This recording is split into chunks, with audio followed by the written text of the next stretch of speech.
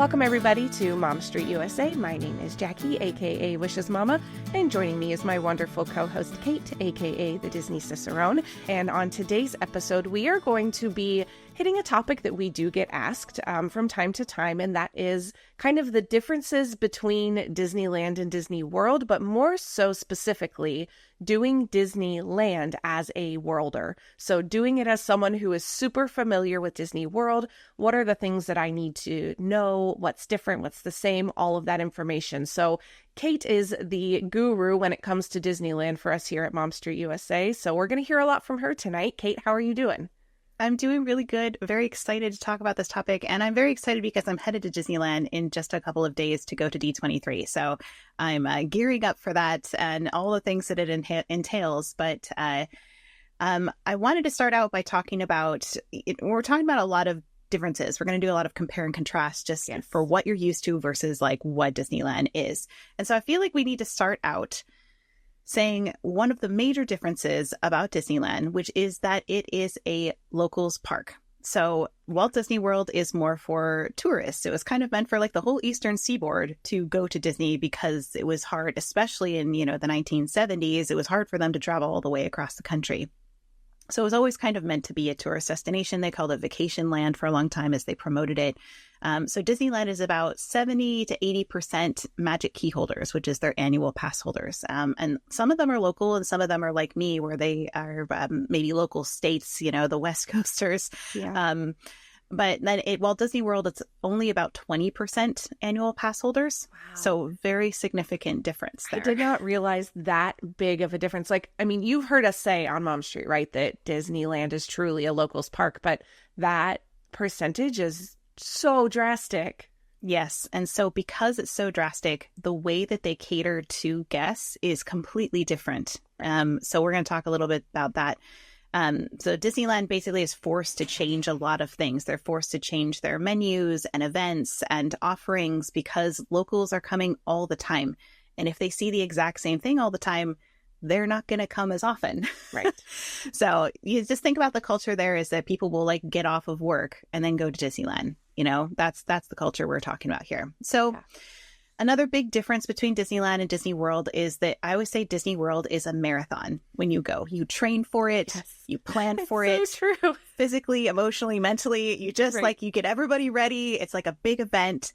Disneyland is not a marathon. It's way more relaxed pace, partially because it's smaller. And partially the weather usually is a little bit more pleasant there. Just saying. And it's just not as difficult to plan, execute, get around all of those things in most ways. So Disneyland is a more relaxed pace. They still do have rope drops, so there's still some things you need to plan for. But, strolling and enjoying the vibes or sitting and enjoying the vibes is a big part of Disneyland that Disney World doesn't have quite as much, I would say. Another big difference is that Disneyland, of course, has what my favorite thing is the history. Disneyland was the original Disney park, and so it comes with all of the feels of that. The people will often describe Disneyland as just magical and charming, and it's like this indefinable quality because it feels like, all these this is going to sound really weird, but all the ghosts of all the Imagineers and people who planned it and Walt Disney are all just there. And it's you can feel it when you walk in the park, especially with Walt Disney's apartment and all of that, which if you have time, take a tour of Walt's apartment, do the Main Street tour and do it. It's a little bit spendy, but it's worth it to go in that apartment. It's pretty, they don't always have it available as part of a tour. Or you can also do the railroad tour that you can actually go on the Lily Bell car that Lily and Disney designed. That one's very special too as well, and you can't go on it any other way usually unless you're a VIP. They just brought that one back, right? Within the last month, I think. Yeah, it's been gone for a very long time. So it is absolutely worth it to go on one of those tours, especially if you are not going to come back to Disneyland anytime soon. I feel like the Main Street tour would be the main one I would suggest, unless you really love railroad stuff. That's fair. Yeah. And also, if you want to tour like Walt Disney had intended, in the very early prospectus for Disneyland, they suggested that you should go and go on a Grand Circle tour on the railroad first. So you're supposed to come in and then go up to the train station and then go on the train, do a Grand Circle tour all the way around so you can kind of get a preview of Disneyland before you start walking down the street. So if you want to do it like Walt intended, that's how you do it. But I'm not telling you what to do. So well, and speaking of differences, that's part of the reason why people think that the Disney World and the Disneyland trains are so different, because they serve completely different purposes. Yes. In Disneyland, it's definitely used for transportation an awful lot more, and it runs all day long, whereas Disney World does not, which is always surprising to me because it's so much larger there. You would think that they would need it, right? Yeah.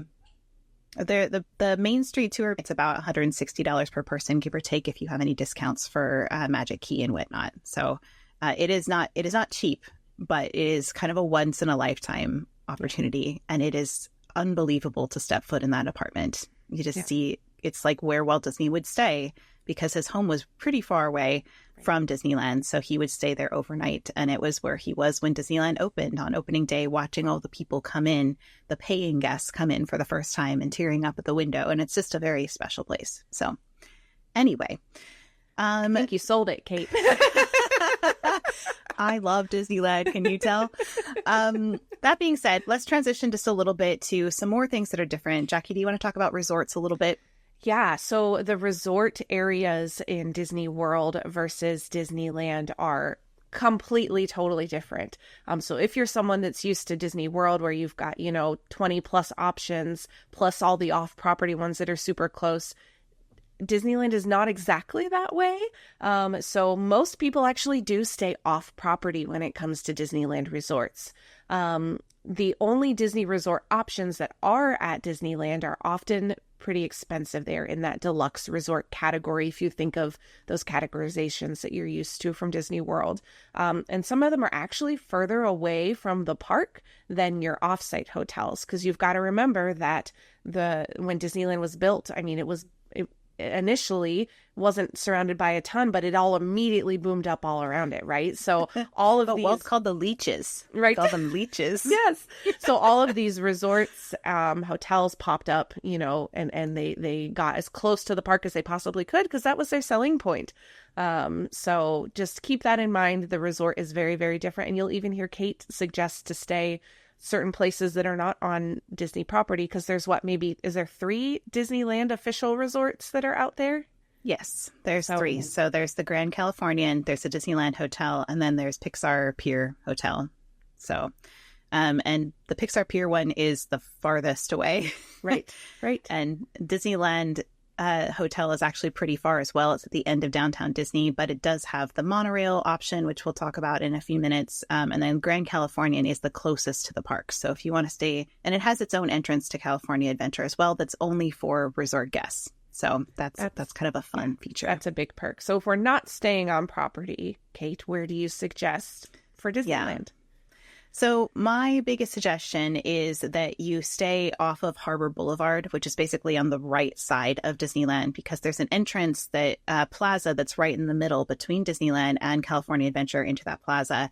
And that's the closest you can stay to Disneyland. Literally, you can walk across the street and then you're like in the plaza on the grounds. Very, very, very close. Closer than most of the Disney hotels, truthfully. Yeah. But you have to be careful how far you have to walk on Harbor Boulevard. So keep in mind that you would want to stay closer to that entrance to the plaza if you can. I don't usually recommend staying on Catella, which is like what runs underneath Disneyland, the street that runs underneath it, because a lot of the times you end up having to walk all the way through downtown Disney to get to Disneyland. It can be like a 20-minute walk. So I don't prefer those ones. Sometimes they are cheaper though. So if you're on a budget, that it's still a safe place to go usually. But you could do that. I would note though that you're not in the Disney bubble after you leave Disney property. That's one of the downsides of Disneyland, and it is there. I will acknowledge that there is also a local homeless population because it's the city. Right. But they don't usually kind of come out until nighttime, early morning, And usually they're pretty harmless. It's just if you're not used to that, it can make you probably pretty nervous. Right.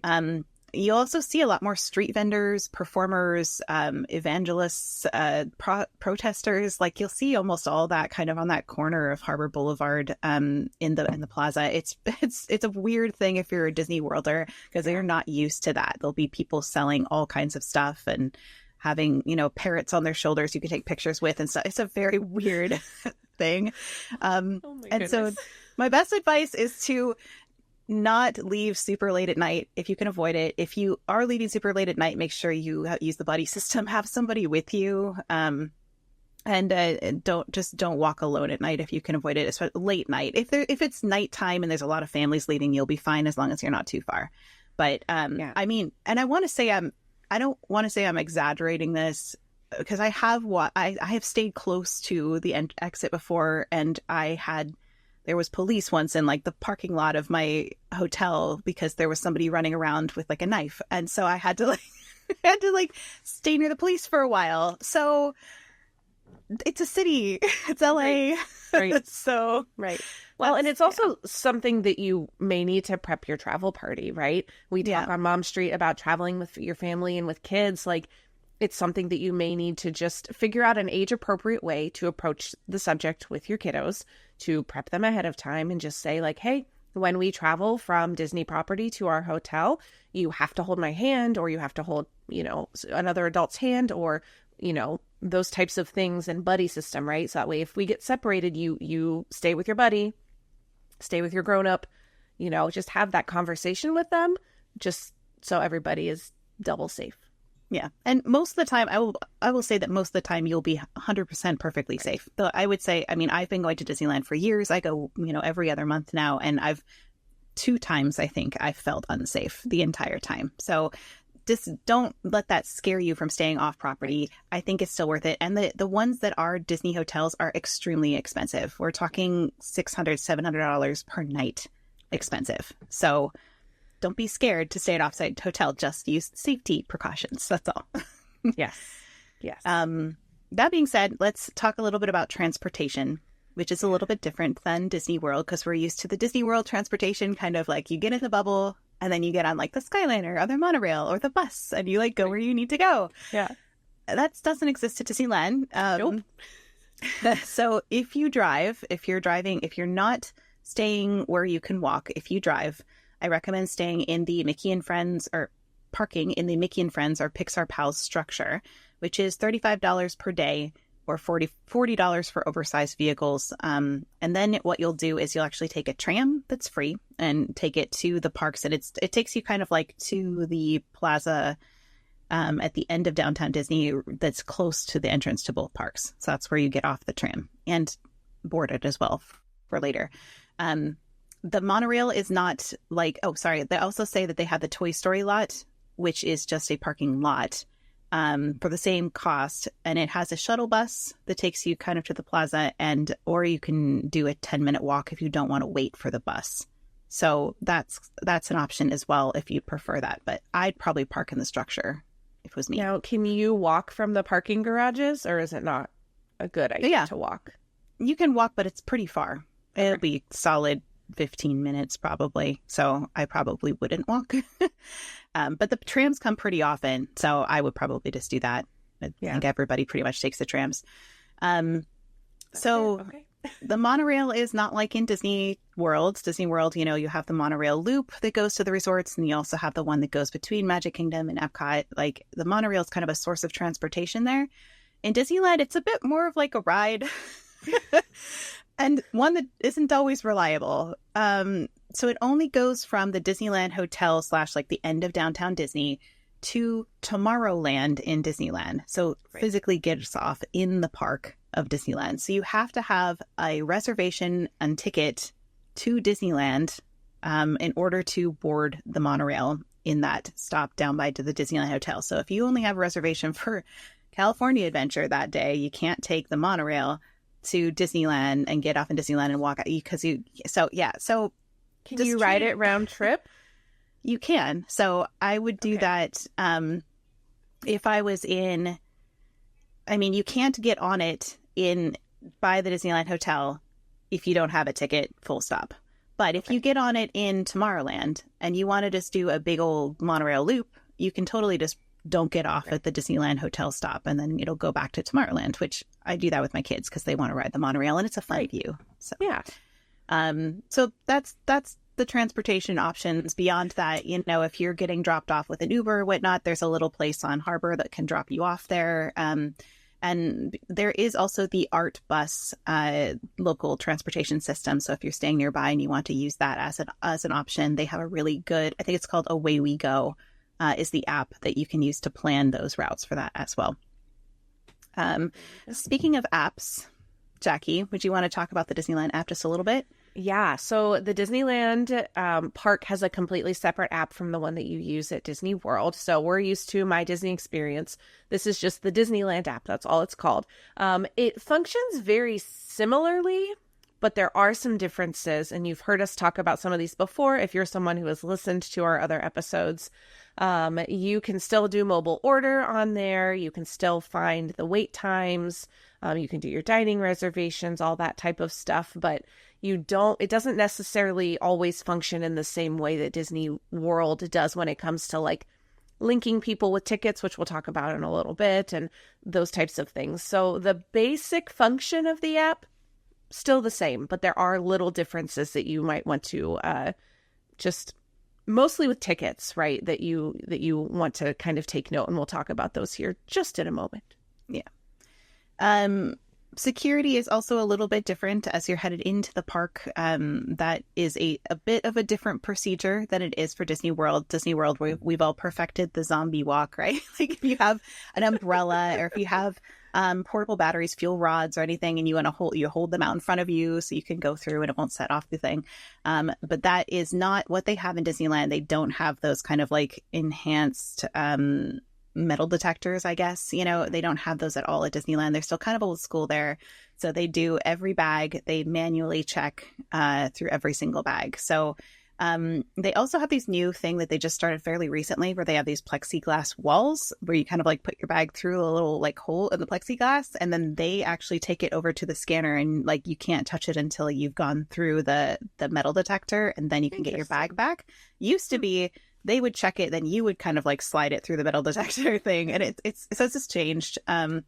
But it's not a big deal, except just make sure that your bags are all kind of out and unzipped as much as possible. If you have a bag within your bag, like unzip that, like, cause it just makes it go a little bit faster. That's what those lines can get really long when people haven't like opened everything. So, right.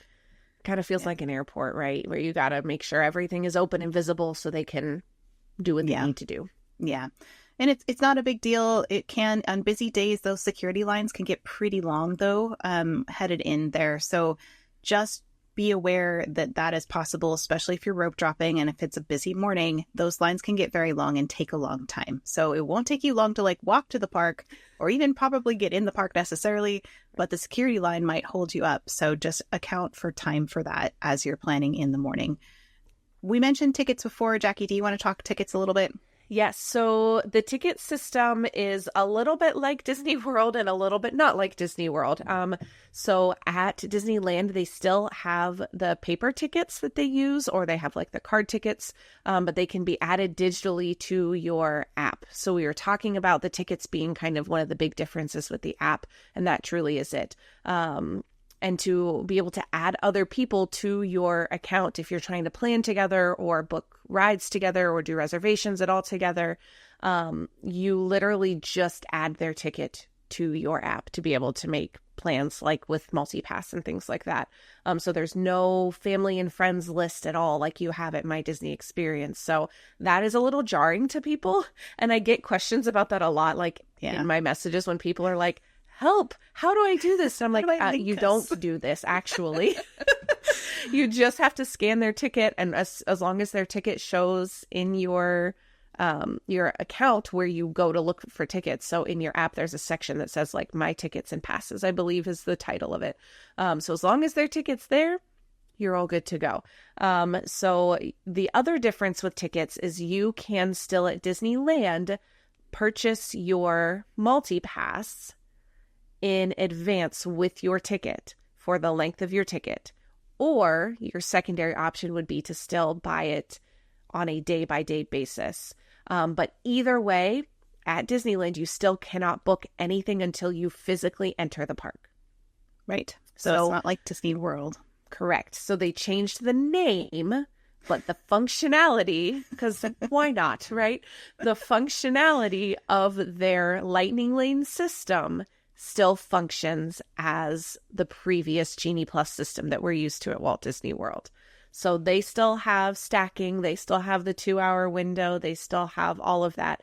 The big difference is you cannot book until you get into the park. Right. So there's no 7 a.m. booking like Disney World. That doesn't happen there. Nope. So that is something you just have to plan for, because if you're someone like me who wants to make the most out of your day and you know you're going to be using Lightning Lanes, you're going to want to get there early so that way you can start booking right away to get, as you know, the biggest bang for your buck, right, with that pass. Right. So just something to remember, that you don't book until you scan into the park. Even though you can buy it ahead, you still don't book until day of, regardless of how you've purchased.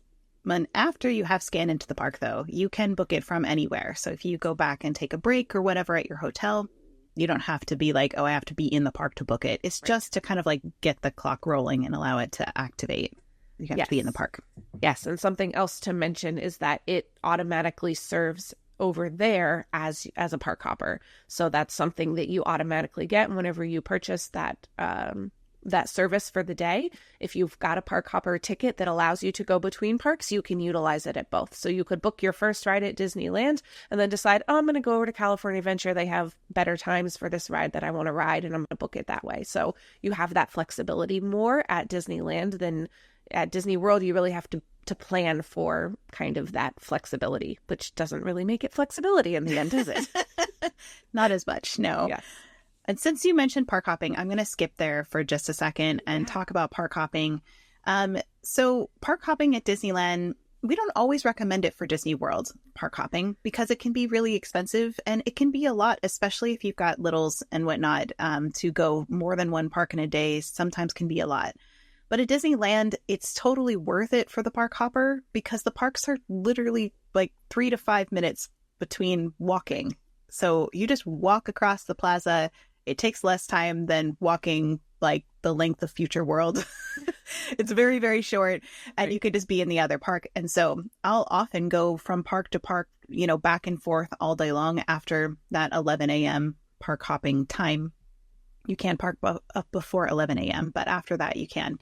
So I highly recommend a park hopper ticket to make the most, especially if you're going to use the Lightning Lane multi-pass, because then you can maximize your benefit for that as much as possible. But it's, so that's my recommendation. Is park hopping is great, especially if you only have a couple of days there. Yeah. And why don't we kind of finish up talking about multi-pass here, Kate, and then we'll hop back to anything that we missed from our sections above. So just, again, we just did an entire episode on multi-pass. Don't get confused, because none of that applies to Disneyland. So don't get confused. Multi-pass, again, at Disneyland still functions as Genie Plus did. So it still works the same. There's no pre-selection. You book day of, and then it's basically you book the next one as soon as you use the one that you've booked, or if it's within what we call the 2-hour rule, right? So if your return time is not for greater than 2 hours after park open, then 2 hours after park open, you'll be eligible to book another one. So pay attention to the time on the top of your tip board if you are booking Lightning Lanes at Disneyland, because it will fluctuate based on that 2-hour rule and based on whatever you've booked. Your multi-pass does include PhotoPass. The nice thing at Disneyland is it includes all of your photos for PhotoPass. So yes. Disney World, your multi-pass will only include your ride photos. Disneyland, it includes all of the photos. But there are less photographers when you compare coast to coast. So it's a nice perk, but you may or may not find extra use when it comes to that particular aspect of it. Yes. And again, like we mentioned, there is one price for both parks. So you automatically get that. It generally runs around $30 per person per day for their multi-pass system. It can fluctuate, but Disneyland is pretty set around that $29-$30 rate. I will say that Disneyland I will say Disneyland has a Magic Key Holder discount too. So if you're a Magic Key Holder listening to this, just be aware that it's actually a pretty significant discount. I feel like it was $23 or something last time I went, but again, it fluctuates sometimes. So I want to say that's what you've said previously. It's been worth it for me as somebody who is an out-of-state Magic Key Holder, because I'm like, then I can get so much more done. So that's a nice discount. Yes. And one of the biggest things just to note is that some of the best rides, according to Kate, are not included in the Lightning Lane. So Kate, do you want to talk about that for us? Yeah. So a lot of people will look, because the Disney World system, the way that it's organized is that most of like the best rides are included in the Lightning Lane system. But because of the way that Disneyland is made, because it's so old, it has a lot of places where they don't have room to make Lightning Lane lanes. It's very small. So because of that, some of the best rides that you do not want to miss in Disneyland, that are iconic Disneyland rides, are not in the Lightning Lane system. So if you're only leaning on the Lightning Lane system to tell you what to ride, you're going to miss some of the best ones. So things like in Disneyland, we have Alice in Wonderland, Mad Tea Party, Peter Pan, Mr. Toad, Jungle Cruise, Casey Jr., Storybook Land, Canal Boats, Finding Nemo submarines. People can argue whether or not that's a good one, guys. That's a whole other thing. But it's not even a complete list of the things that are not on the Lightning Lane system. And at California Adventure, to a lesser extent, there's a couple of ones that aren't in it, like Mater's Junkyard Jamboree, Luigi's Rollickin' Roasters, and also the Redwood Creek Challenge Trail for kids, which doesn't have a line anyway. You just kind of go in and play. Right. But the basic is you just don't want to forget that those rides are there, or don't prioritize them just because you want to use the Lightning Lane. So I usually recommend, if you're going to get a Lightning Lane, let's say you're there and you're doing Disneyland for 2 of the days and California Adventure in the middle. That's pretty common. Sometimes people will do that. I would say your first Disneyland day, get the Lightning Lane multi-pass. Maximize it to the best of your ability to get all of the Disneyland multi-pass rides done, which you can. You can get them all done in a day if you know what you're doing. And then your second Disneyland day, focus on ones that are not on that, or vice versa. You can flip it. But one of the days, try to use it, and then you don't have to buy it for the other day, which will save you money. And also you'll get to see all those other rides. Right. Yeah, I think that's super smart. And I think that's a big question, right? That a lot of people who are used to the Lightning Lane system, but then go to Disneyland, it's like, wait, what do I do now? Because all of these rides are not on it. So that's smart to kind of let them exist separately on your days, as long as you've got 2 days, right? Yeah. Well, shall we talk a little bit about we were talking about multi-pass. Shall we talk about different ways that you can tap into your multi-pass at Disneyland? Yes. Okay. Talk about magic bands? Yes, let's talk about magic bands. So all of us at Disney World are so used to having a magic band on our wrist, using it to open our door at our resort, using it to pay, using it to tap in for our ticket, our Lightning Lanes, all of those great benefits that we have. It's not quite the same at Disneyland. So the first thing to note is only the newest version, which is your Magic Band Plus version, will work at Disneyland. So that's the version that we've shown you before that has the little LED lights on it. You have to charge it if you want the lights and all that good stuff. So that is the only version that will work if you're going to Disneyland. The good thing is, if you have one from Disney World, you can use it at Disneyland. So it's not a separate purchase that you have to make unless you want to. You can use these for entry to the park. You can use them for your Lightning Lanes, and then they do light up with the shows, but that is pretty much the extent of what you're able to use them for.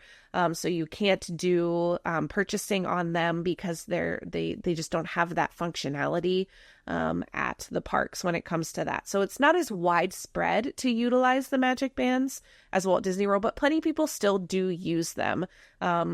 because it's such a locals park, many of the locals will just continue to use their phones, which has been the system for years and years, prior to when they introduced even the Magic Band Plus over there at Disneyland. So it's kind of slowly trickling into the culture over there, very, very slowly.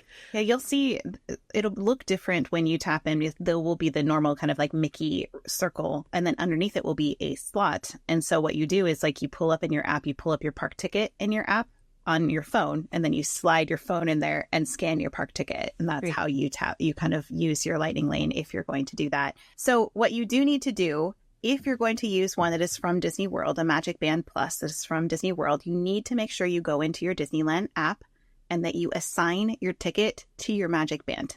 Yes. I always forget to do this. So now I just have one band that's for my Disneyland and I use the rest for Disney World because I always forget to do this. And then I get up to the thing and they're like, there's no ticket on here because it's still assigned to him. So for whatever reason, I don't have to do that when I go to Disney World. It's only at Disneyland. You have to make sure your ticket is assigned to the thing. So, I mean, you do it because it's a newer system. They just haven't worked out all of the linkage across parks yet. Yeah, I don't know what it is, but you do have to make sure your ticket's assigned to it. That's all. So it's not hard to do. You can just go into the Magic Bands section of your app, and that's where you can assign your ticket to it. Yes. And don't get confused and like unassign your Magic Band from your Walt Disney World account. That's not what Kate is saying to do.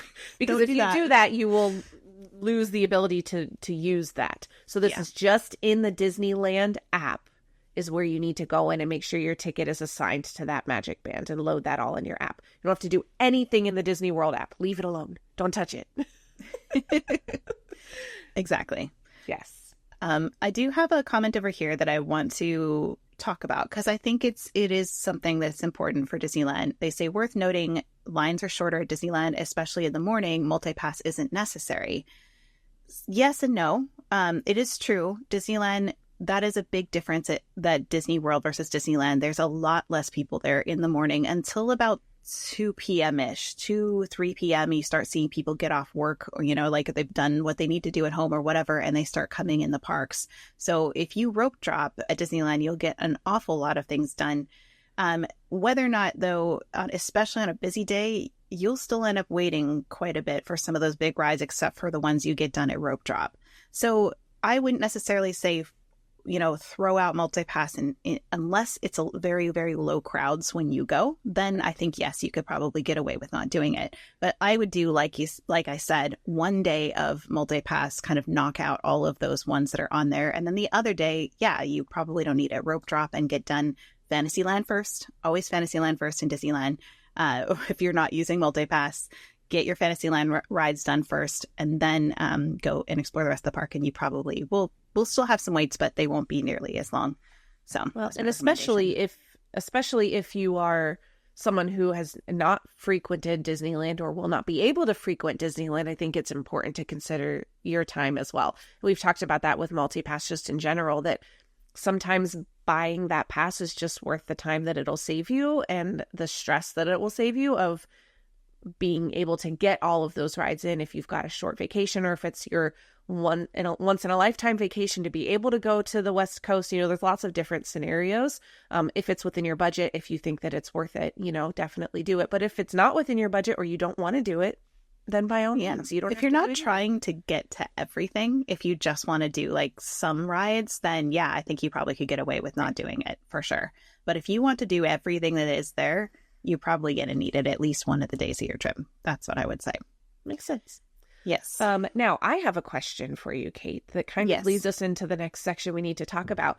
Can you use a Magic Band at Disneyland to tap for your PhotoPass? That's a good question. I haven't used PhotoPass in a long time there. I think so. Oh, no, I stumped her. Sorry. I'm pretty sure you can, but I'm not sure. I'd have to look it up. So maybe somebody in our chat knows. Answer that for us. But let's talk about PhotoPass in Disneyland while we wait and see if our chat is so wonderful and knows the answer for us. So again, like we talked about, your PhotoPass is included if you do purchase that Lightning Lane multi-pass. But there are way less photographers in the parks in general, which is something we mentioned earlier, but just want to reiterate again. You can also buy PhotoPass aside from your Lightning Lane purchase. So if you're someone who you want to make sure that you're not going to use, maybe you're not going to use multipass for your whole trip, but you want your photos from your whole trip, that would be something to look into with the different pricings that they have for PhotoPass. And that's all available on the Disneyland website. So you can look for different options they have there. And they have recently, from time to time, not all the time, been testing out short little 15-minute photo sessions with the PhotoPass photographers, which is super fun that they've been able to do that a little bit at Disneyland. Again, this is very hit or miss. We're not even sure if it's currently still happening, but we have heard of it in the past. So if that's something you're interested in, I would ask either at guest services if you're able to, or ask a PhotoPass photographer that you come across and see what they know about that. Yeah, because they were having designated spots where you would go and kind of wait in line for a PhotoPass photographer, and then they'd kind of take you to a couple of locations and take some photos, like a mini photo shoot, which was really cool. But they don't always have it, so you can just ask if it's available. And I did get a confirmation that yes, from Krista, thank you, that Magic Band works for PhotoPass, which I thought, but it's just been a while since I've used it. Well, and that's good for the confirmation. So thank you to our live chat for that answer. Thank you. We did miss a section, so I want to hop back up if that's okay. Yes. And talk just about rides for a second. Oh, yes. Because rides at Disneyland, there are some that are going to look familiar to you as a Disney Worlder. So there's things like Jungle Cruise, Pirates, Haunted Mansion, Small World, Space Mountain, Big Thunder, Peter Pan, Winnie the Pooh, all those kinds of things. And you might be tempted to be like, I don't need to go on those, because I already know what those are about. And I want to go on the Disneyland things. But the thing is that almost none of those rides are duplicates of the Disney World version. They're significantly different in almost every case. Yeah. So you would be missing out an awful lot to skip them. Like Peter Pan is very different. It's got a whole flyover, this miniature version of Neverland with all these stars. It's really quite gorgeous. Winnie the Pooh, just completely different. The story's somewhat similar, but it's definitely differently laid out, and it's got different elements to it, a different theme, and all this stuff. And the Haunted Mansion also has different scenes in it, and Pirates is way longer. So I will just say that you just don't want to skip it just because you think you might already know it. I think you'd be missing out. Yeah, and I think even some of the ones that are really, really close to the same, it's worth your time to go on to see, because some of them in some of these older Fantasyland rides, in the case, those were the originals, right, of that version. And then it was maybe changed and altered before it made its way to Walt Disney World. So kind of seeing the differences can be a fun comparison if you're someone who's really used to the rides at Disney World. And I will say that those Fantasyland dark rides are some of the most iconic rides in the park, specifically because the versions we have now are more from 1983, but a lot of them were inspired by the original ones that were there in 1955. And so even if you're not a huge Fantasyland kind of, or if you think they're for kids or something, I think you'd be surprised. I took my dad on Snow White's Enchanted Wish, which he hadn't been on. I'm not sure he ever went on the scary version when it was Snow White's Scary Adventures. So I was like, can we please go on Snow White's Enchanted Wish? Because it's one of my favorite rides in the park. And he went on and he was like, that was fantastic. And I was like, see? So don't skip those, especially Mr. Toad's Wild Ride, because it sounds weird. And if you don't know what it is, because you never went on the Walt Disney World version or whatever, just go on it, because it's a wild ride and you won't be disappointed. But moving on, I think it's now time to talk a little bit about food, which is everybody's favorite topic. And food at Disneyland is fantastic. It's so drastically different than Disney World, sadly. Yeah, every time. Sadly for Disney World, good for Disneyland. I know. I struggle at Disney World to find things I want to eat, and at Disneyland, I can't stop eating because there's so many good things that I want to try. And so Disneyland overall, because remember, it's this locals park, and you also think about the place in the world that you are in. It is in LA, so there's a little bit more health consciousness there. Not that Florida isn't, but it also is a lot of people on vacation, so they're good with sugar and fat, and they all don't the care things. what they're eating. Vacation calories don't count. Yeah, if you go to Disneyland, 2 or 3 times a week for dinner, you're not going to want to eat, really heavy meals all the time. You're going to want to maybe eat something that's a little healthier. So they have healthier options there. There's less sugar overall. You'll see a lot more things that have kind of if it has like a cream in it, it's not like a heavy sugary frosting. It's more like a lighter cream that's still sweet, but not as sweet. There's more variety. There's definitely more Mexican, Latin American inspired foods there because of the population. And you'll also see, it's very common to see the menus change seasonally. So there'll be some things that kind of stay the same that are kind of iconic to the restaurants, but you'll see a lot of the rest of the menu change seasonally pretty often. Like usually even every other month I'll go there and things have changed even in 2 months. So and their seasonal and holiday menus that they get are so much better than Disney. They're so good. I know, such a better variety and just better options overall. So I live for that like Thanksgiving sandwich that they have at Jolly Holiday. It has like the cranberry sauce in it. It's so good. And it's only once a year. Every year until she can go back and get her sandwich. I can't wait. So we also see churros are basically one of the best things that people get there. They're really, really good. And she wrote that in all caps in our notes, by the way. Literally in all caps. I think I even repeated it later because it's just the churros are amazing. And they're so much better than Disney World's. I've tried, the Nomad Lounge ones are passable, but they're not nearly as good as the ones that are in Disneyland. I heard that the churros at the stand by Rock and Roller Coaster are okay, well, I had those. Equivalent with Nomad. That's what they're equivalent with Nomad, but they're not as good as Disneyland. I will say that. I agree with that. I did have those. Gotta check it out. Gotta make sure. There's not just like the regular churro. There's also like all the churros that have all these like toppings on it and stuff. So there's churro carts literally everywhere for a reason. So Definitely get a churro while you're there. Also, Disneyland pickles are a thing in Disneyland. That is very common. They're just like really, really large pickles, and they're available. I know that's a thing on Main Street, that if you get the little pickle cart that's on Center Street and Main Street, if you get the first pickle of the day, you get a little pin. So what? Yeah, it's a thing. Oh my gosh. Do people like line up for it? Or race to get there?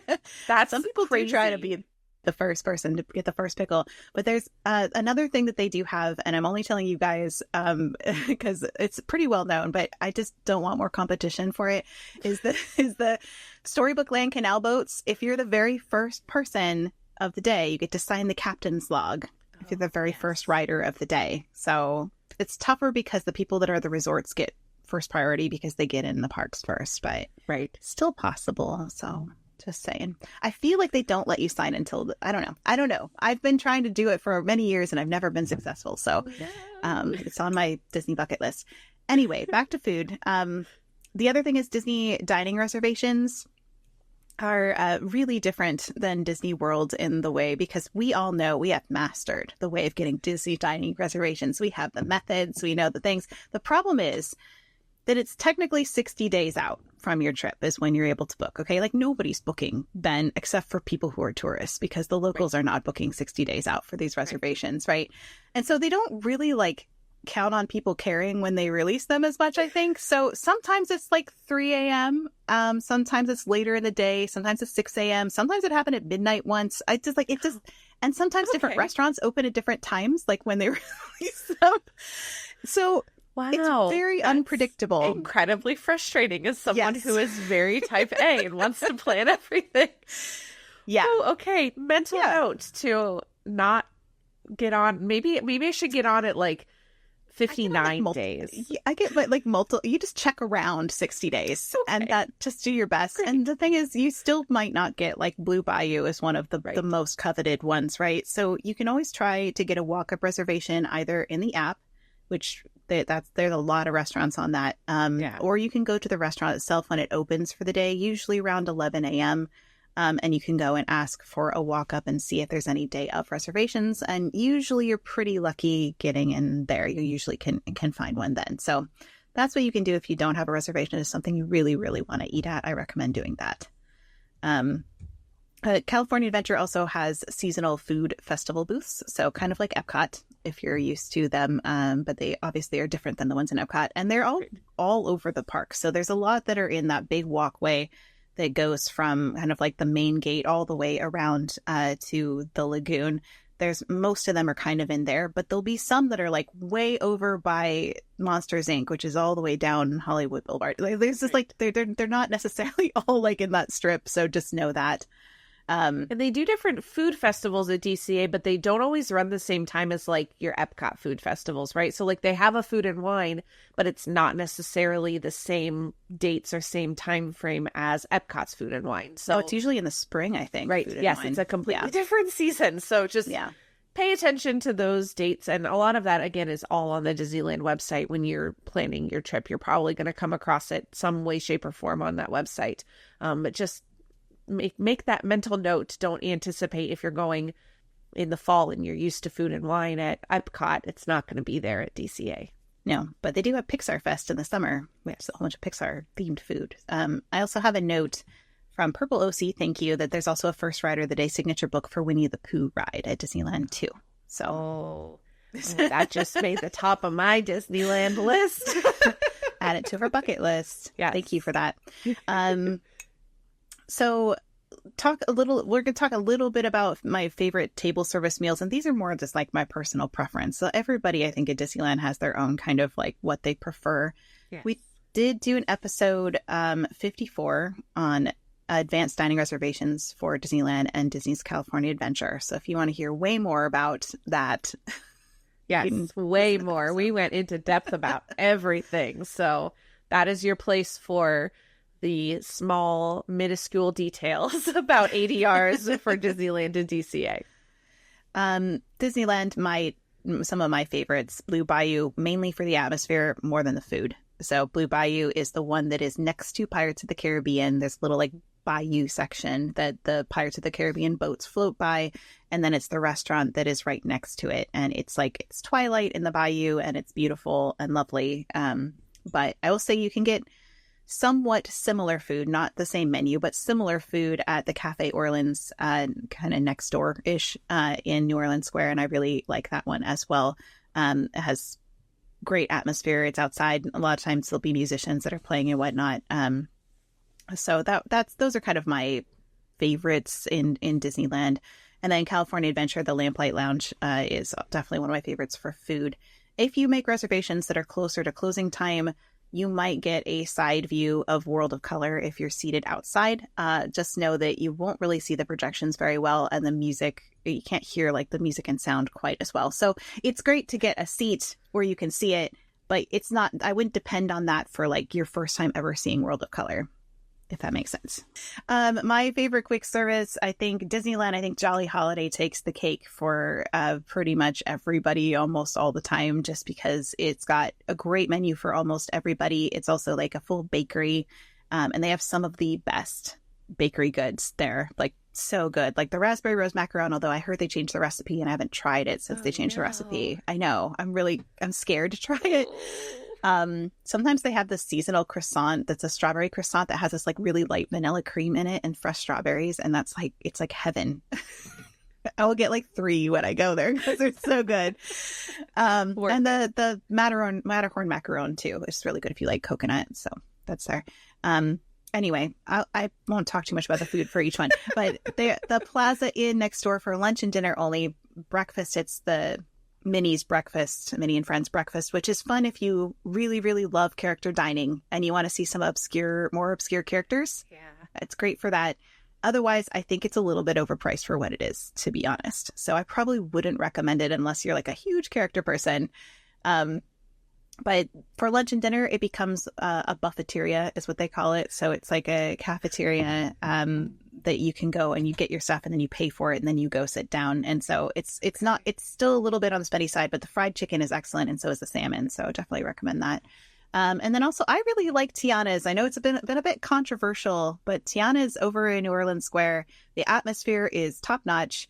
You can also kind of pop over and get some actual good beignets. I don't recommend the one at Tiana's, but there's some good beignets at the Mint Julep Bar, which is like right in that same area.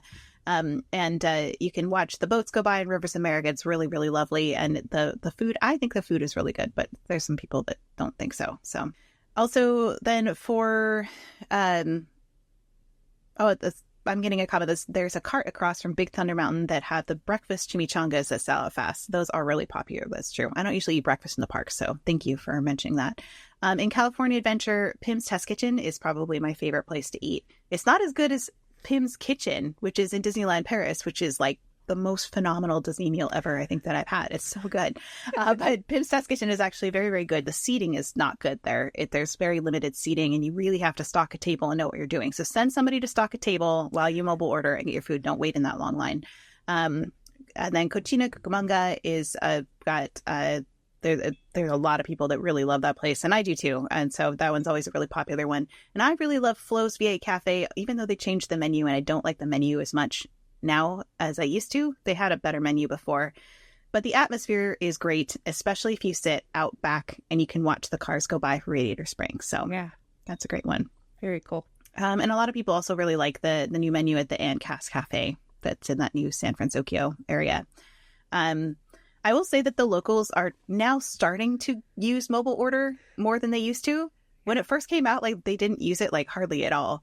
And there's still a lot of people that wait in line at Disneyland, like a lot. And then, like, don't do that. You please use mobile order and save yourself some time. I don't understand that. Like, I don't know. I don't know. Habit, I guess. Right? Like, yeah. Why would you want to if you don't have to? The only thing I could see is if you, like a place like Tiana's, if you do mobile order, they serve it, of course, in like, you know, all the plasticware and stuff. But if you go in, they actually put it in a nice dish and stuff. So, you know, I could see if you don't like if you want the more like reusable stuff versus the disposable stuff, or if you prefer to have it not in a plastic, you know, dish, like I could see that. Yeah, but in terms of like saving me time, I'm always going to do mobile order.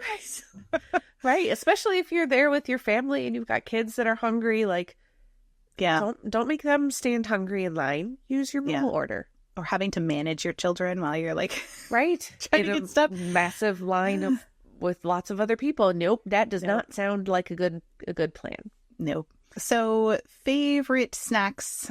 We did a whole episode on this, episodes 23 and 24 on Disneyland and California Adventure snacks. So I already mentioned all the churros, and so we won't talk about that anymore. Yeah. But at Disneyland, I think Tropical Hideaway is one of the best places for snacks, and the atmosphere is amazing. It's right next to the Jungle Cruise, and the vibes there are like, I'll just go sit there sometimes just for fun because it's an amazing place to sit. But they have a variety of Dole Whips and some bao buns and whatnot there. The downside is there's no mobile order, so you will have to stand in line there. So also Edelweiss Snacks over across from the Matterhorn has that garlic cheese bread that's pull-apart bread that a lot of people have seen, and it's really good. And they also have, one of my favorites is the seasonal sundaes that they have in the Golden Horseshoe. You can mobile order those. They are sometimes really messy, but they are so good, and they change all the time. So you never know what it's going to be, but they've always been really good. Well, like, you can't go wrong with an ice cream sundae at Disney, right? Like, right. You just can't. Well, and there's like, for example, like warm peach streusel sundae with like this warm peach sauce. And the one was like a churro cookie butter sundae. Like, it's just really good. Like, unique but really delicious flavors. Okay. I see you, Disneyland. I see your ice cream. It's so worth it. And it's unlike Disney World, where you can't go into the Golden Horseshoe really without a dining reservation. Disneyland, you can go in there and sit anytime if you need to get out of the heat or in the AC or whatever. You know, like, it's a great place. Sometimes they use it to warm up in the wintertime when it's cold. It's a great place to sit. So, but don't bother me if I'm reading while I'm there. Just kidding. You could say hi. For favorite snacks over in California Adventure, the Cozy Cone is basically the place in Radiator Springs that has multiple cones that you can go and find different snacks at, and they all kind of serve a different snack-ish, or a couple of them. So that's a great place. You can mobile order pretty much everyone there. And the Corn Dog Castle, those hand-dipped corn dogs, they're also in the Red Wagon, like little cart in Disneyland as well. So those are actually really good. Schmoozies if you like smoothies of any variety. And then I do like the shawarma that they serve in Avengers Campus, but I think it's horrifically overpriced. It's like, it was like $18 or something last time I went there for like a little one. And I'm like, oh, that's pricey. It was a lot. So I only get it like once a year because I like it, but it's too much money. So Yeah. It's just me. Anyway, that's a one and done maybe for that one. Yeah, I don't get it very often because you can't even split it with. It's not big enough to split. It's just a lot. So anyway, that's food. We did it. We made it to the end of Kate's food list. Yes. Food's really good in Disneyland. Don't miss it. That's all I have to say. Yes. That's not all she has to say, but that's all that's left to say because she's already said everything else there was to say. I'm sorry. It's so good. I have to pick on you about it. It's fine. I know. Especially, though, do remember we've done all those other episodes about different kinds of food at Disneyland and DCA. So refer to those if you want more details about the food. We have gone into even more detail than Kate just did on those episodes. But let's talk about something different other than food. Yes. Let's talk a little bit about the weather because this is a huge difference when it comes to Florida versus California. So just a quick mention, we've been talking about previous episodes, we've touched on things. We did an episode on the best time to go to Disney, and in that episode we did speak on weather when it comes to Disneyland. So if you want a little bit more, we went like month to month and told you about what the weather is going to be like. So that is episode 55. So if you want more details, head that direction. So with Disneyland, there is heat, but it's a dry heat when it comes to summer heat. So it's not like that 100% humidity feeling that you get in Florida in the summer. You feel like you're just swimming where through the air. Yucky. Disneyland is not that way.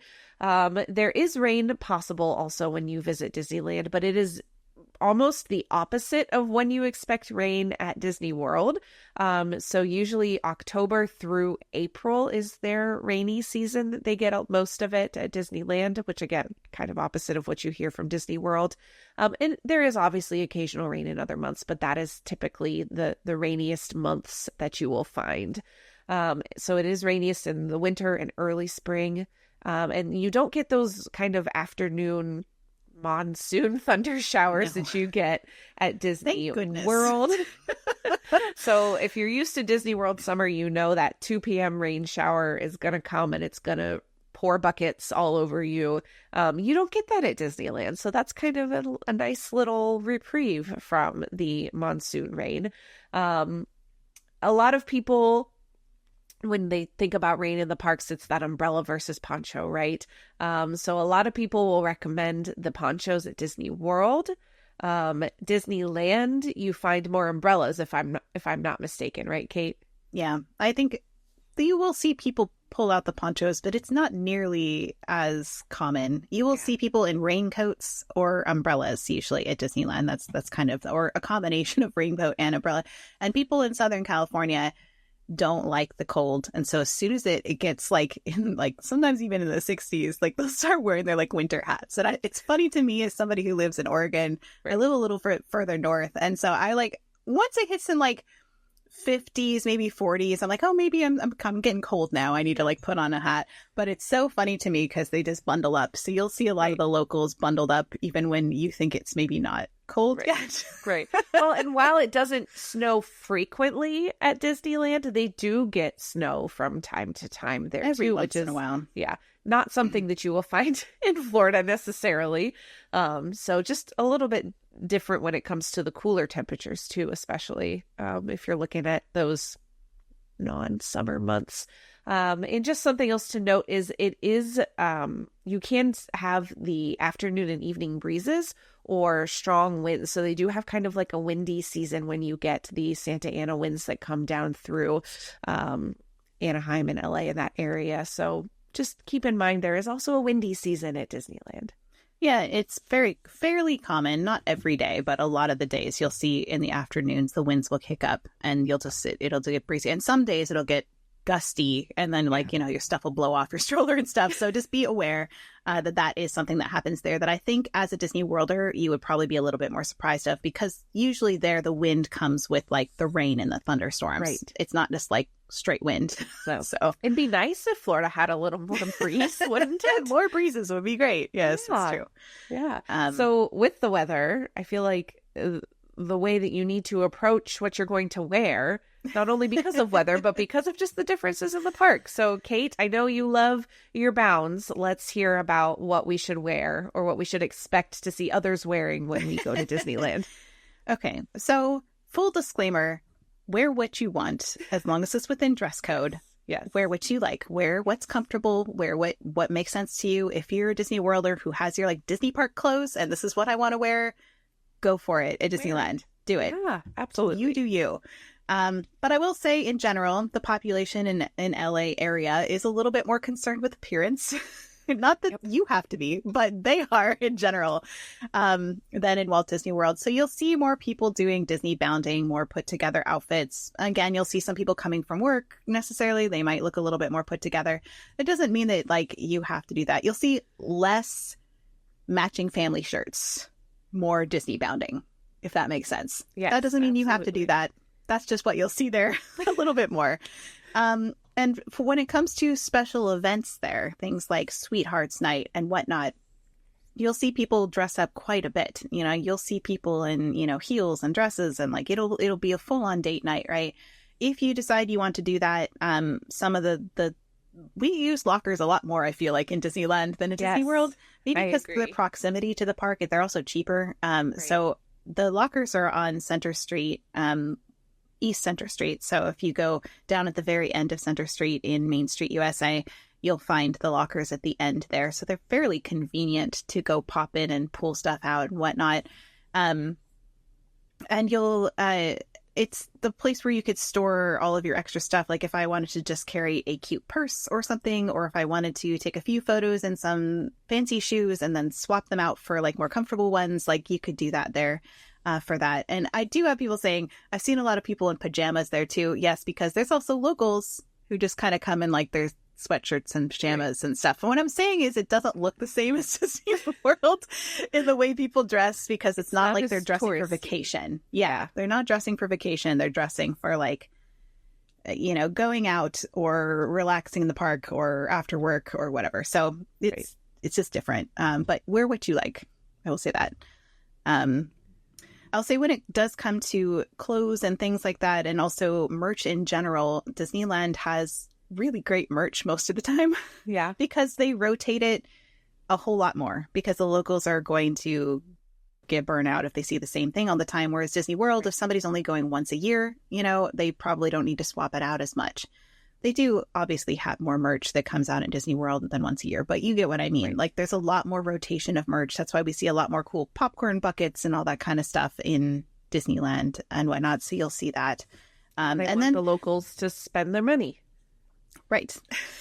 Because they already paid for their ticket, so they're not getting ticket sales. Right. They got to come up with food and merch sales is how they make up that for what they call the unfavorable mix, which is the magic key holders. That's us. Yep.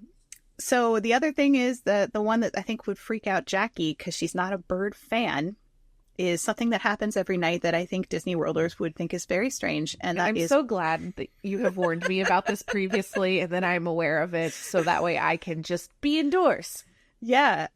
Crow Hour is right after sunset. Nope. All the local crows come back to Disneyland's old trees to roost. So you'll just see all of a sudden just lots of crows flying overhead and squawking in the trees. I will not be seeing lots of crows. I will be hiding inside. They don't bother you. They stay up high. Like they don't. I don't want them flying over my head, Kate. I'm so sorry. Yeah, so you could do like the castle walkthrough. You can get indoors, go on a ride, you know, get out of the way. But I will not come outside until someone tells me the coast is clear, and I actually trust them to tell me that the coast is clear. Yeah. So Crow Hour is the thing. It happens. It's actually really cool for a lot of people who aren't terrified of birds. So you get to see it happen every night. It's just their instinctual thing. Another thing that happens at night is the fact that the park becomes a nightmare to get around at night. You're just selling it now, Kate. You sold it really well earlier. Now you're talking about all the birds coming back and that it's just a nightmare. Great. People nightmare like and crows. I like the birds. Crow Hour is cool for me. So I just say, but getting around at night, especially when all the nighttime shows are happening, it becomes a logistical nightmare to get around the park. It just does. It's a very small space to begin with. However, Disneyland is very, very good at their crowd management. They will be very explicit about where you can and cannot go and how to get there. And you can always ask somebody, I need to get to Pirates. I'm on Main Street, USA. They'll probably be like, go all the way around here to get to here. And it's, like it's like they have routes that you can take, but you're probably going to have to walk really far out of your way to get there if you're trying to get from one point A to point B, because, a lot of things shut down. So Jackie, do you want to talk about fireworks and shows? What's going on? What's different with that? I would love to. That sounds like a much more pleasant topic than what you've just been talking about. So just a couple of things to note that when it comes to fireworks and nighttime shows, there are areas that do shut down. So keep in mind that Fantasyland and Toontown for a few hours every night will close down, typically 45 minutes before fireworks, and then they will reopen roughly 15 to 30 minutes afterwards. It's only on nights when they have it scheduled, when fireworks are scheduled. Yep. Thank you. I was also going to mention that because we want to make sure Sorry, that is no, you're good, is very clear, because they do not happen every single night. So keep that in mind. But it sometimes can take a little bit longer for them to reopen because they do have to have the fire marshal come and clear all of the buildings for safety, which, like, thank goodness for the fire marshal, keeping everybody safe at Disneyland. So the reason that they don't always have fireworks sometimes is because they don't schedule them on school nights because of their agreement with Anaheim, but sometimes it is because of the high altitude winds. So they will often cancel fireworks at Disneyland if the high altitude winds are too gusty or moving too quickly. So you may not notice it on ground level, but it may be up in the, up in the skies that they have those winds that are too high. Yeah. So don't go on like, well, it's not breezy down here, so it'll probably happen. And they won't cancel it till right before. They'll like wait till the last possible second. And then they'll be like, due to high altitude winds. And everybody goes, oh, and they all groan and they get sad. So that happens a lot. I will say that my advice is to not spend hours and hours and hours waiting for the perfect spot for fireworks, because of that reason. Yeah. I think that's a huge mistake, and you're wasting a lot of your time, especially if it's limited there. If you are going to be there a lot and you don't really care, then go, by all means, wait. But there's a good chance that it could get canceled and you'll just see projections only, which, you might see a really great projection show, but it's sad when that happens. So I would recommend, popping in somewhere 20 to 30 minutes maybe before the show, finding your spot. And that's definitely what I recommend rather than waiting for hours for that one. And also prepping, sorry, let me just interject briefly, prepping your kids for that too. If you're traveling with a family, making sure that they understand hey, the conditions have to be safe for everybody for them to do the fireworks. We're really close to houses here. So just making sure that they understand, so that way they can kind of, you can kind of manage the disappointment if it happens. Yes, their expectations are what they need to be, and hooray if we get to see them, and if we don't tonight, okay, great, let's try again tomorrow night, or we can do this instead, or have a plan B and a plan C as mom or dad or parental figure that is with the children, to, if they're going to be really upset if the fireworks don't happen, have something that they're going to be excited about that you can do instead. That would be my suggestion. You can also stay and see the projection show, which they might still really enjoy. So, right. My kids would love that. So, your kiddos that you're traveling with, just be aware of that. Right. So if you do want to see fireworks at Disneyland, if they happen, you can see them. Try to aim for holiday weeks, the summer or weekends. So Friday, Saturday, I think most Sundays, sometimes not Sundays. But it's typically when it's going to be a school night, they don't have them. And Disneyland's also limited by pollution controls, so they can only have so many fireworks shows per year. So they also sometimes don't have them if they know it's going to be maybe a lighter crowds day or whatever. They'll just not have that, schedule them for that. My also advice is, in Disney World, you're so used to seeing the fireworks from Main Street USA and the castle, right? That's where you see the fireworks. But in Disneyland, there's another option. There's actually a couple options. One of them is over by Small World. And I would say that the projections there are far superior than the castle, because the castle's a little smaller at Disneyland. Yep. And it's a lot harder to see it because there's also trees in the hub and stuff. Yeah. So it's easier to see the projections if you're at Small World. The fireworks aren't directly over it. They're kind of off to the left a little bit. But you can get some pretty good seats, or not seats, standing room by Small World, even, in that 20 to 30 minutes out spot, and see the projections really well. So I would recommend that as a place to go watch the fireworks. And it would be something new too. So instead of the castle. The hub at Disneyland is vastly different feel than the hub at Disney World. So when you think of the hub at Disney World, you think, oh, it's this big open space. I can kind of stand anywhere around this circular area and have a decent view. Disneyland is not necessarily that way because they do have more trees and more like planter boxes kind of around and things like that. So it's a little trickier to see.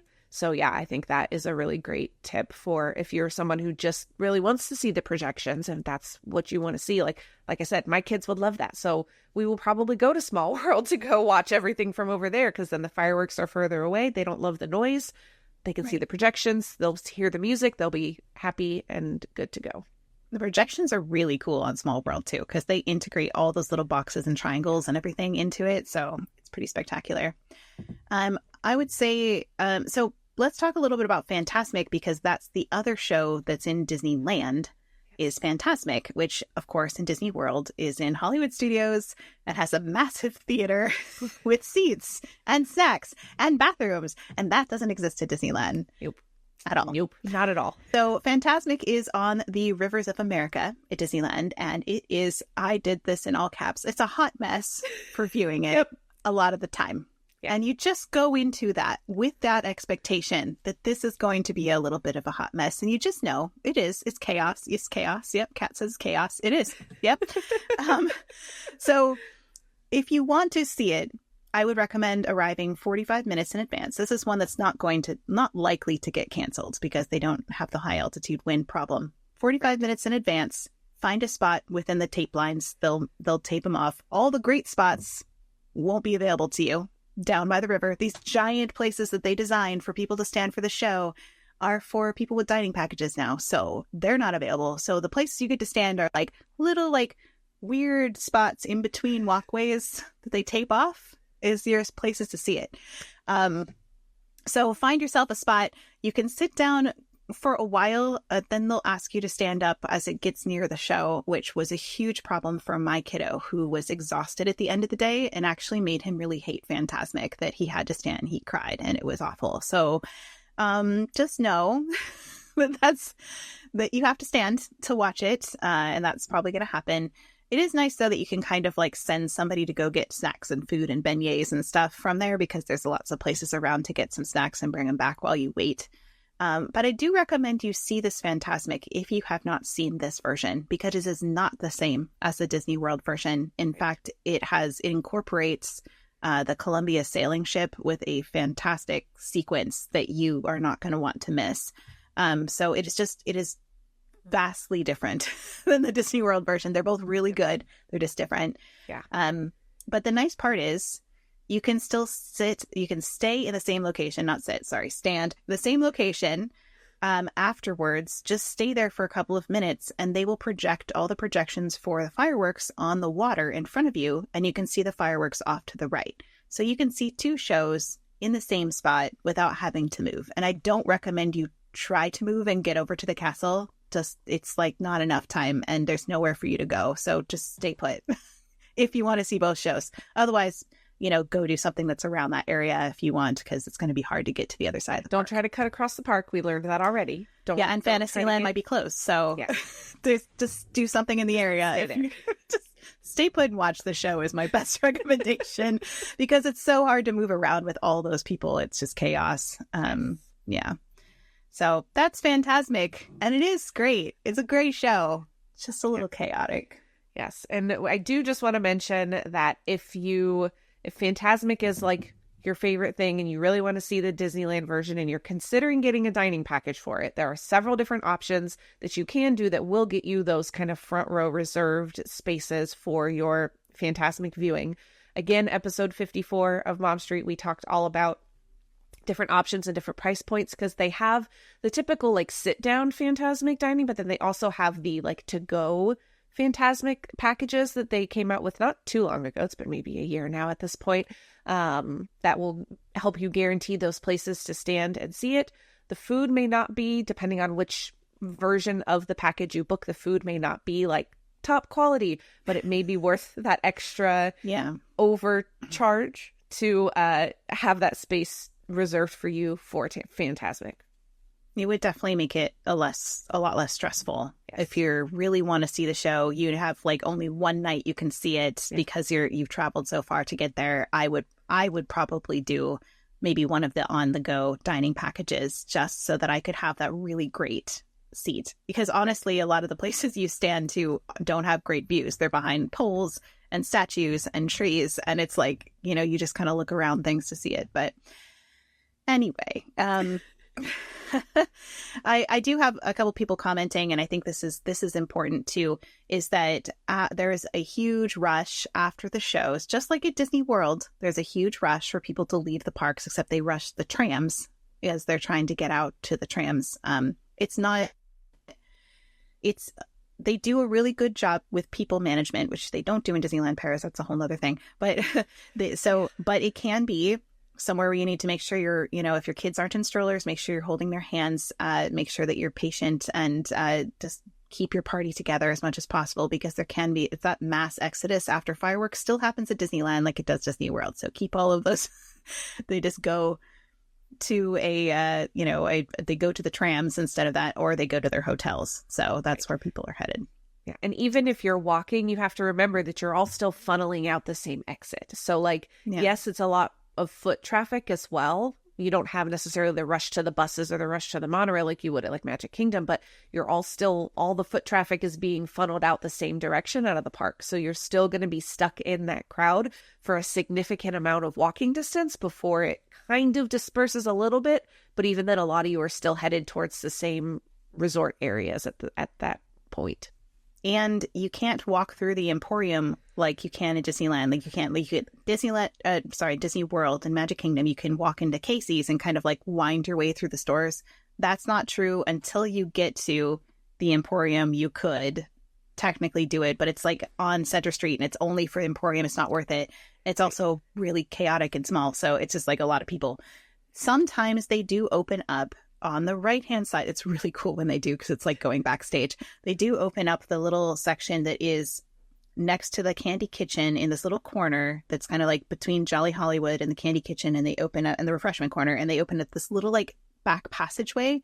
If that's open, take that.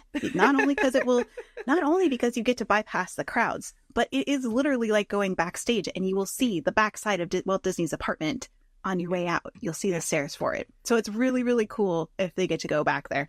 But I've only seen it open a handful of times when it's really, really crowded. So most of the time you're just headed down the street. So it's not as frequent as the other side of Main Street at Magic Kingdom. They'll open that back passageway for like parties and really Disney nights to help funnel people out. Not as frequent that you see that open at Disneyland as you do at Magic Kingdom. So it really is like backstage area. So it's kind of cool to get to go back there. Yeah. But anyway, should we talk about the other show at the other park? We talked about Disneyland Park. Should we talk about California Adventure? Yes. So California Adventure is not left out of a nighttime spectacular show. So they do World of Color, which right now it's World of Color 1, I believe, over there. And it is kind of one of those hybrid shows where you've got the water and the fireworks and projections and those types of things. I don't think it's fireworks, but there's definitely fire. Yes, that's true. But something that is really important about World of Color is they have a free virtual queue that you can get like a designated area that you can view the show from. And it is 1000% worth it. Make sure that you do it, because it will save you the hassle of trying to find a spot and making sure everyone can see and all of that type of thing. So at 12 p.m. Pacific time, you do have to be checked in to DCA to be able to get it. But you will get on your Disneyland app and do your virtual queue at 12 p.m. and you will be assigned a color group that they will then, once you go to, it'll give you directions on where to go and all that good stuff. And then once you go to check in, that will be your designated viewing area. So same thing with virtual queues, like we always suggest with every virtual queue we've talked about. This one is not quite as time sensitive as far as like being right on top of it, ready to go, but you still want to make sure you're ready to go right at noon to make sure that you get it. But it's not one that sells out quite as swiftly as some of the Disney World ones do. But that is definitely something you want to do if you're planning to do World of Color, because that will save you a headache. Yeah, and once you get in your kind of viewing section, then you kind of can wander wherever you want to within that viewing section. So if you want to be down by the water and risk getting wet, you can be down there as long as you're early enough. I would probably get there 30 minutes at least in advance just to get a good enough spot that especially if you have kids that they can see, because then you can get them right up next to like the fence or whatever so they can see what's going on. Because if you get there a little bit on the late side, you might be standing behind people, and they do usually make people stand up again for that one. They don't let you stay seated. Another thing to note for World of Color is there's this interesting thing that happens because during the show, they have this giant kind of like burst of flames that kind of comes up during one part of the show. And it creates this giant like fireball that leaves a smoke ring in the sky that is black.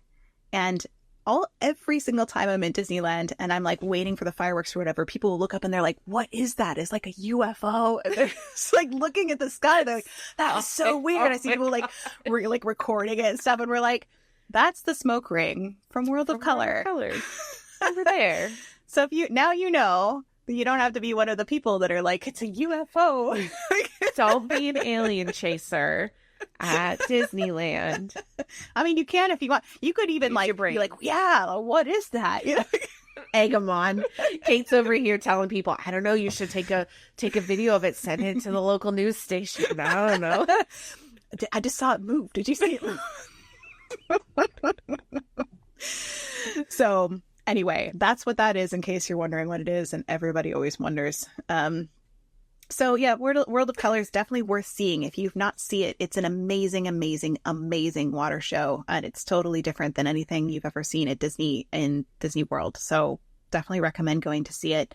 Other than that, another show, I just wanted to mention parades, which do happen at Disneyland. The one, I'm trying to remember the name of the one that Magic Happens. Yes. It's like still going on at Disneyland. That's a wonderful parade. Really, really well done. So good. I like for me personally, everybody has their preference of where they like to watch parades, right? But I like the corridor that's like by the Matterhorn, the whole big U-turn from from the castle through the Matterhorn into kind of like early Fantasyland.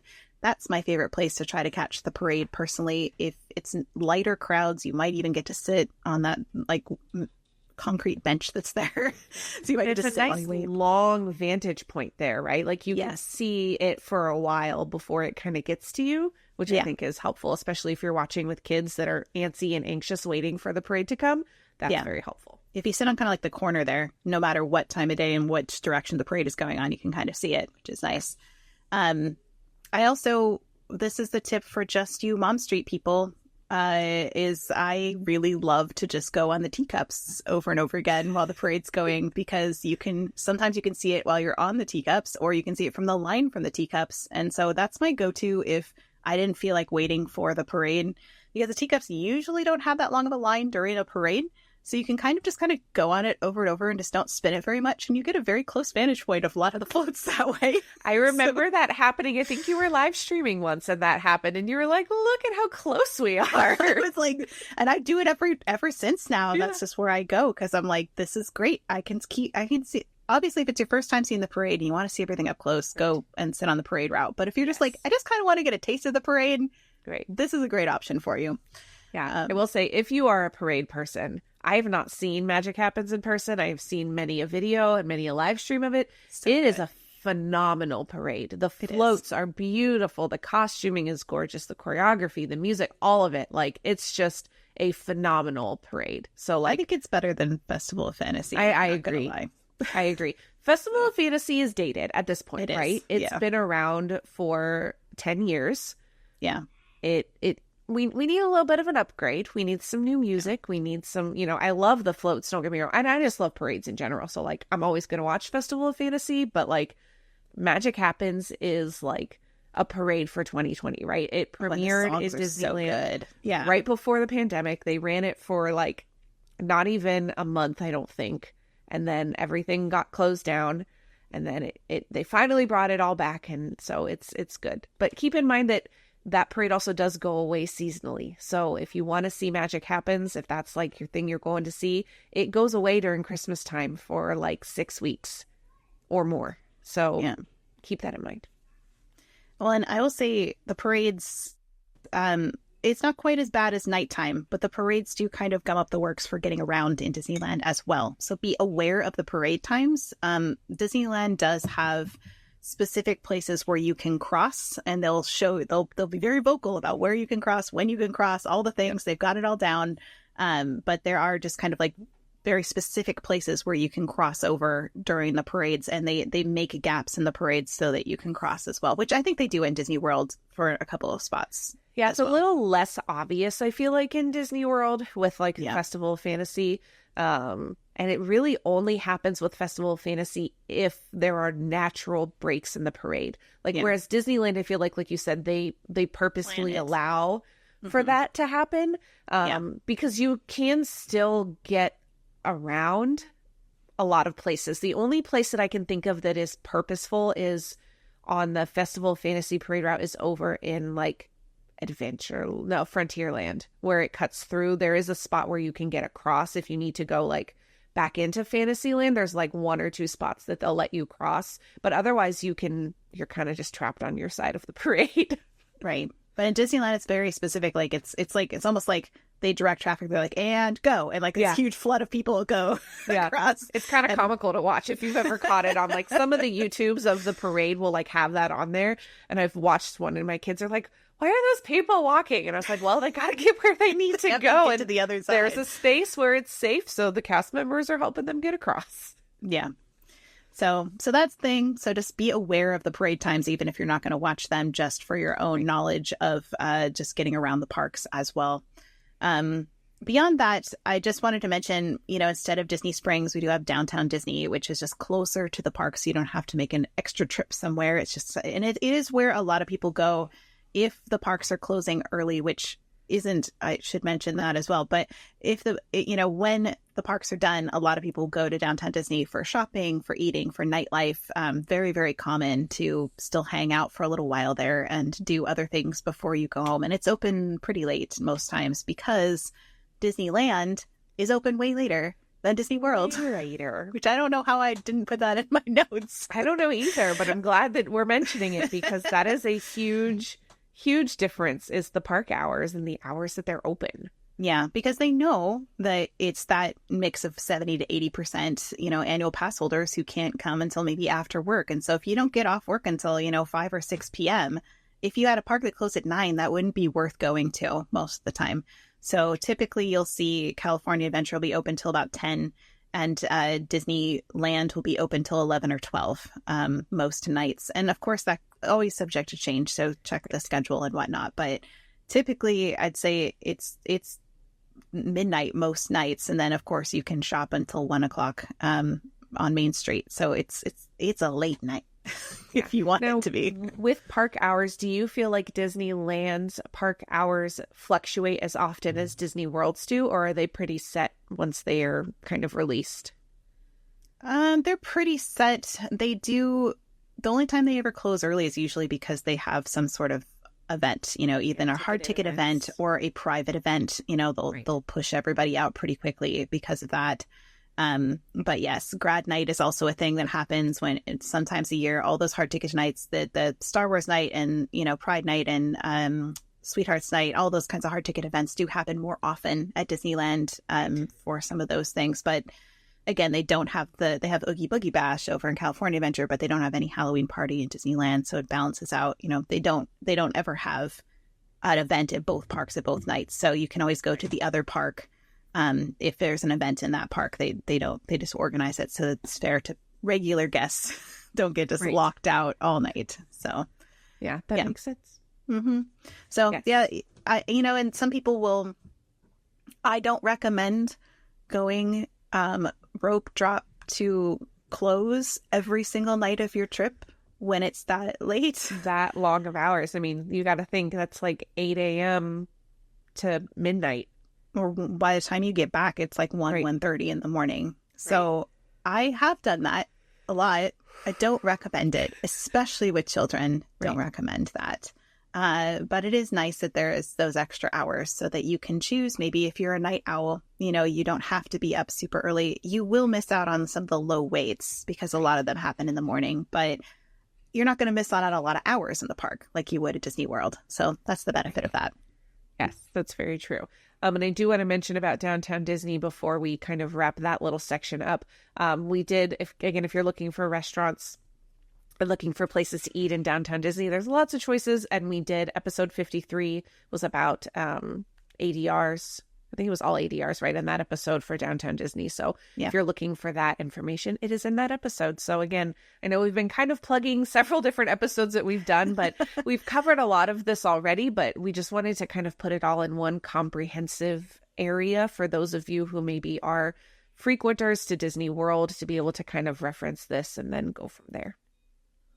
And I will say, too, that we have made some one-day park itineraries, both with Lightning Lane and without, of our recommendations for, what, if you're using Lightning Lane, what order should you book the rides in based on how fast they sell out and whatnot. So those are available at DisneyCicerone.com/MomStreetUSA. That's where we have all of our resources there, as well as water maps and whatnot, which I'm going to update soon for Disneyland because there's a couple new ones, which is really fun. Yes. I feel like ever since we made those water guides, it's like, oh, here's another one. Oh, here's another one. Oh, here's another one. We're like, okay, we can do it. We can keep them updated to the best of our ability. So if you guys ever... Great that they're adding more. Yes. Yes. So if you guys ever come across one and you've used our maps and you're like, they're not on there, please send us a message so we can add it and get that updated for you guys. Yes, most definitely. Yes. And I do have one more question over here on my side that I want to make sure that we answer before we kind of wrap our Disneyland conversation and move on to our Ask the Moms and this is a question we've answered before, but I want to put it on the end of this episode. And that is, if it is our first trip to Disneyland, how many days should I go for? Oh, yes. We should answer that. Yes. So I'd say no less than 3. 3 is your minimum to try to see the major things. Yes. I recommend, if it's your first time and you want to do all the things, 5 days. So and that's park days. Park days. Days in the park. Park days. But that's only if you really want to do everything. If you don't want to do everything, you just kind of want to hit the highlights and get the flavor and the feel for it, 3 days will do it. 2 days in Disneyland, 1 day in California Adventure, or 1 full day in Disneyland, 1 day in California Adventure, and 1 that maybe you bounce between the two to hit whatever you didn't get to. Disneyland has 29 plus attractions. It's a lot of rides and things to do, and it's impossible to do it all in a day. It just is. So keep that in mind, that there's a lot to do there. And yeah, I would, but so 5 to me feels like a more relaxed pace, especially if you have a family and kids and you want to do and see all the things. And that would probably account for maybe a half day of kind of pool and rest too, I think. Right. Yeah. Especially if you're not doing open to close, or you're not going to be able to utilize maybe morning slow times or late night slow times. Having those extra days can be super, super beneficial with a family. Definitely. Yeah, absolutely. All right. Are we ready to move on to our Ask the Moms for this episode? Think so. Yes. Okay. So every podcast episode, we end with our Ask the Moms, which is where we take a question from our Mom Street community that may or may not be related to the topic that we've just discussed in our episode, and we answer it kind of short and sweet.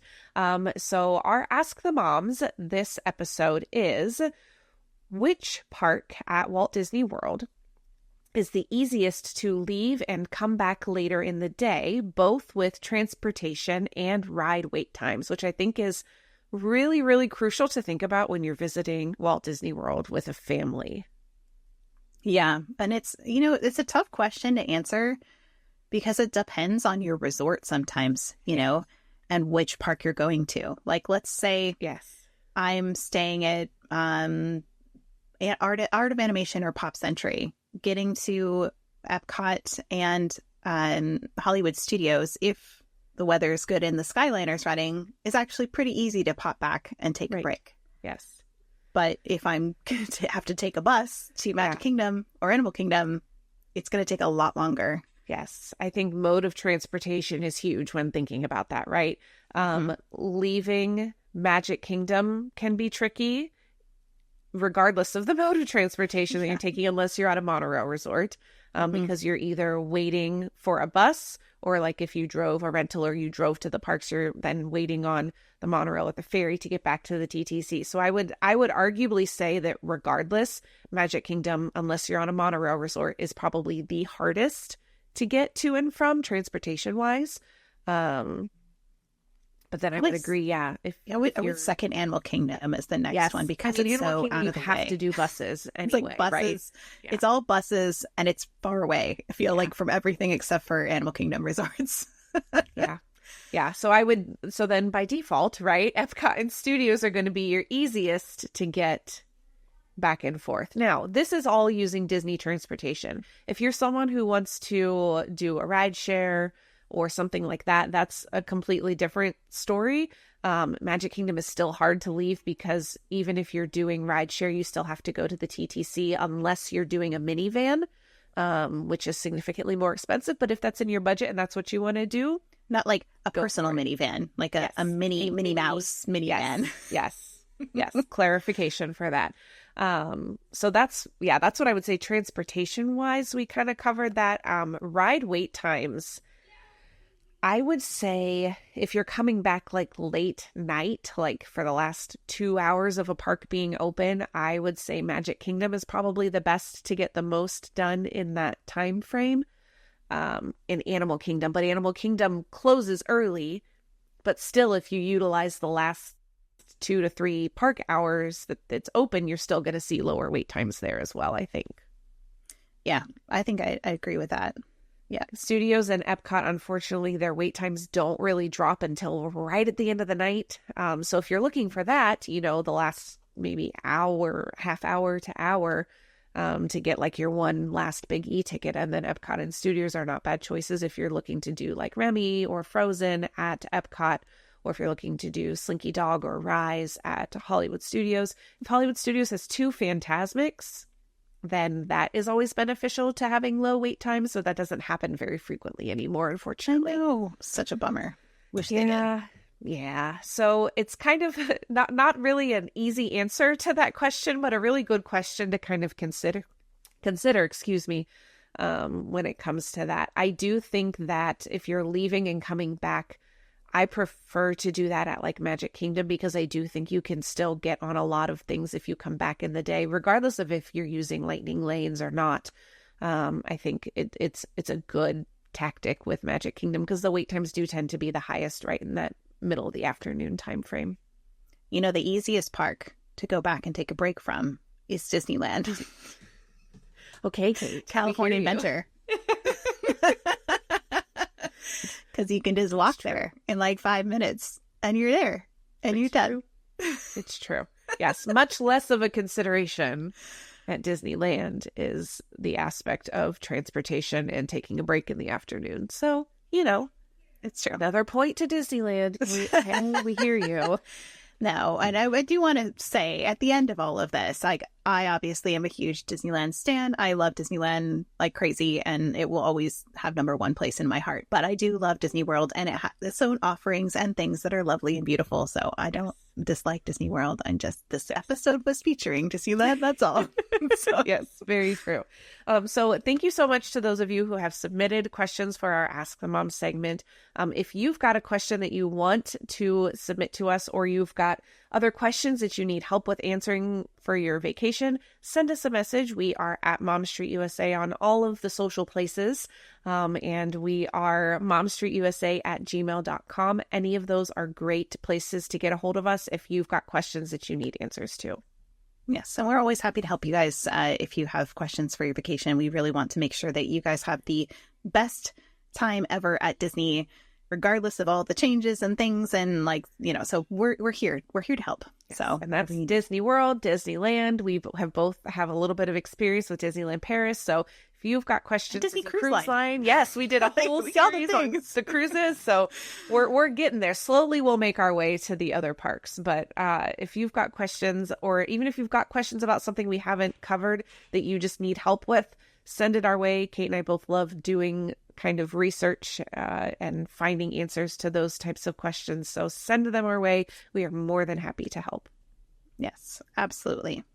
Well, I think that about wraps it up for our Disneyland episode for doing Disneyland as a Disney Worlder. We hope that this was helpful for you if you are planning your first Disneyland trip, or maybe a first one in a long time as a Disney Worlder. And again, we're always around if you have more questions or are unsure about something when it has to do with Disneyland. I'm happy to help. But Jackie, do you have any final thoughts here as we wrap up? This was fun for me. I got to hear all of your insight. I've done a lot of research with Disneyland. I haven't been yet. It'll happen eventually. But it's been fun to kind of pare it down a little bit to kind of a more concise list of the differences and things to pay attention to. And before we sign off, I do just want to mention that our next podcast episode is one that we've kind of already touched on already, but we're going to be revisiting. And that is tips for waiting in line with your family. So I feel like that is a super important one. So if you need those tips, make sure you come find us for our next podcast episode. So hit that follow or subscribe or all the good things that you can do to help support us, and make sure you don't miss that episode coming up.